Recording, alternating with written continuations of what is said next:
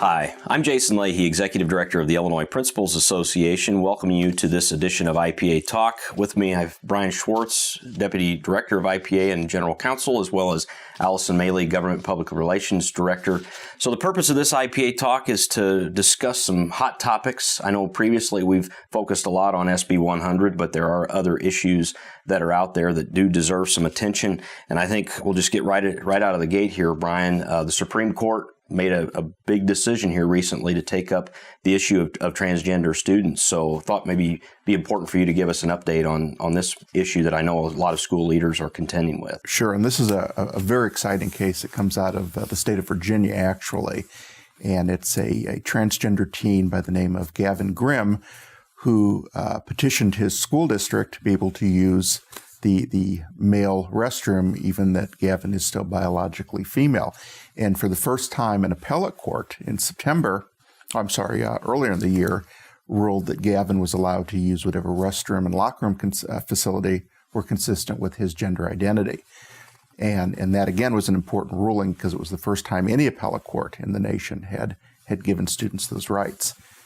September, the U.S. Supreme Court places that decision on hold. And then on October 28th, just a few days ago, the U.S. Supreme Court announced that it will hear the full case. So we'll finally get some clarity in terms of which restrooms, which locker room facilities do transgender students use, what are the other rights that transgender students have. And this is really an important case for the U.S. Supreme Court to look at because you've got the Obama administration, the U.S. Department of Education, the U.S. Department of Justice going one direction. You've got several lower state courts going a different direction.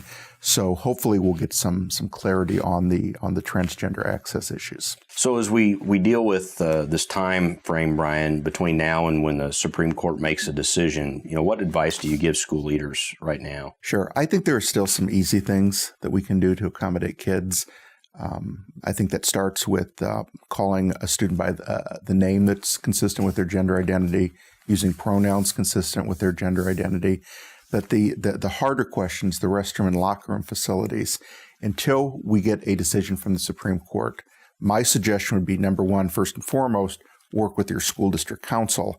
But it's probably appropriate in the interim to allow that child to use a single stall restroom or a private locker room facility to change. Right. And as with any issue similar to this, it's important to stay up to speed with the board, with the superintendent, and make sure that everybody's communicating and understanding, the community's needs and wishes as well. Right, and I think that's probably the most important point is these higher level, more contentious decisions, as these certainly are, should not be made unilaterally by district or school administration. These are district administrative decisions and probably board decisions. Right.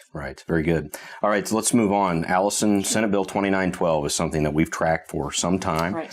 This has been a Vision 2020 initiative. For those that are not familiar with Vision 2020, can find out more information about that at IllinoisVision2020.org and the policy work that we've supported with our partners in the Alliance, the ROEs, and such.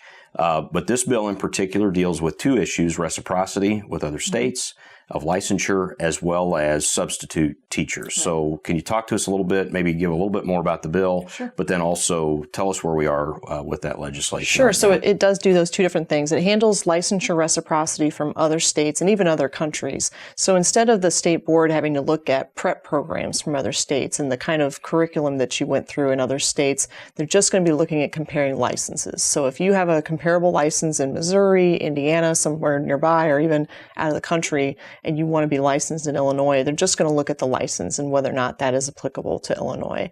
Also, any content tests that folks have taken in other states are applicable now to Illinois, or pending this legislation passing. So that hopefully helps with the licensure issue and helping folks from other states come to Illinois, teach, work as administrators, and maybe take pick a little dent out of the teacher shortage and administrator shortage. Right. So then with substitute teachers. Sure. With subs, I know it's a big issue across the state. We've heard it over and over again from our members. It does a few things. So it lowers the license fee for substitute licenses from $100 to $50.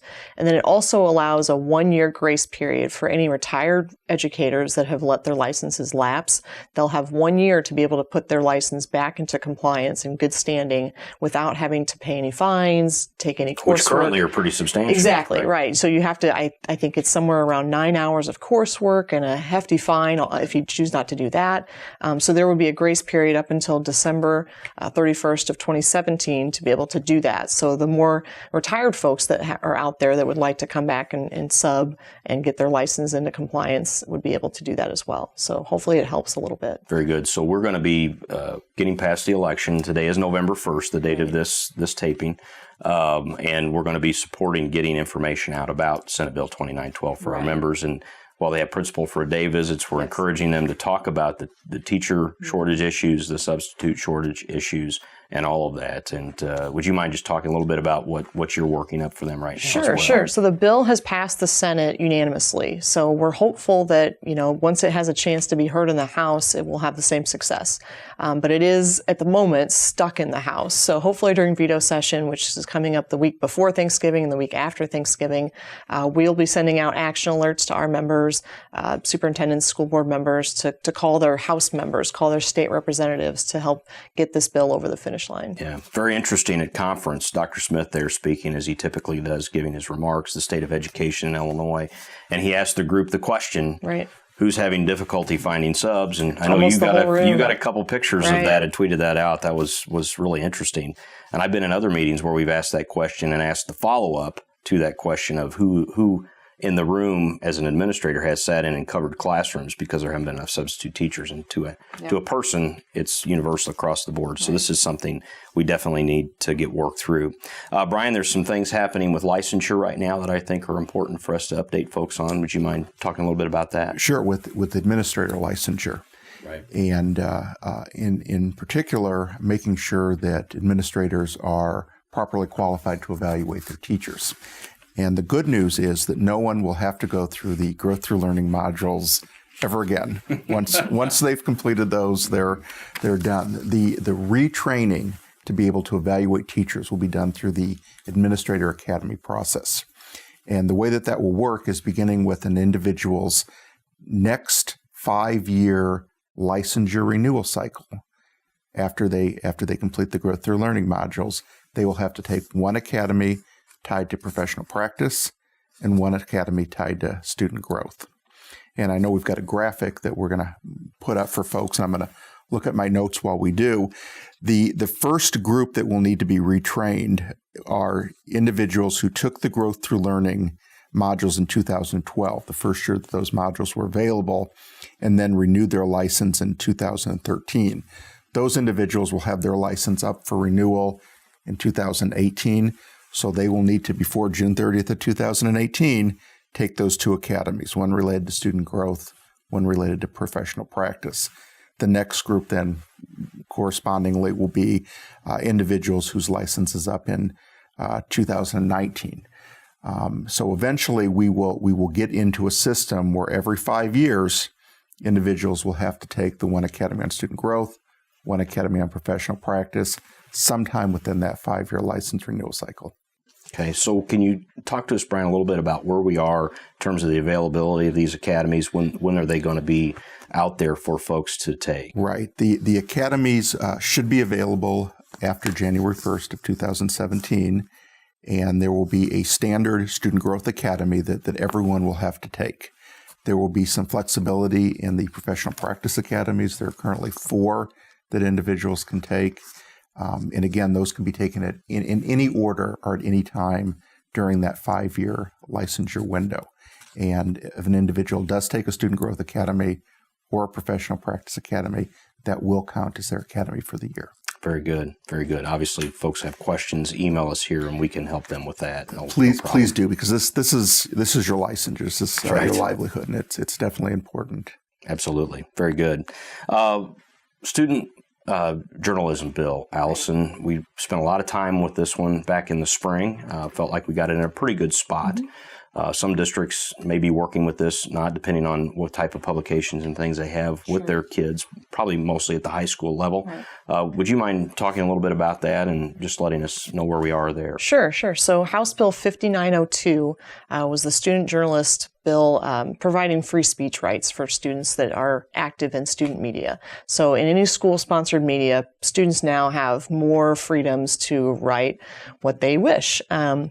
There are some limitations, however, and principals are part of that limiting what students can write or publish in their student publications. So a few of those things are, if it's something that's libelous, slanderous, or obscene, that's a mouthful, an unwarranted invasion of privacy. So if it's something, about another student or a staff member, if it violates federal or state law, and also if it incites students to break the law, violate school rules, or create a significant disruption to the school. So all of those things, principals would still have some flexibility in editing and censoring some of that type of speech in their school media. Very good. Yeah, I think it's important for those principals that have school newspapers, or maybe they run those online now, whatever that might be, that they make sure that they're up to speed with this and are clear so that they know where they, if need be, can step in and take control of the situation. And having had experience with that, I think it's pretty important because those can be hot issues very quickly if they're not handled in an appropriate fashion and knowing what can be done with that. Obviously, we can't cover all the issues that we've got related to legislation. There's a whole host of other things, as there is every year, because we see so many bills that are introduced in any given legislative session. But we do have the legislative case law update coming out very soon. Brian, you want to talk to us a little bit about that? For the past several years, we've done a yearly legislative and case law update that comes out in November.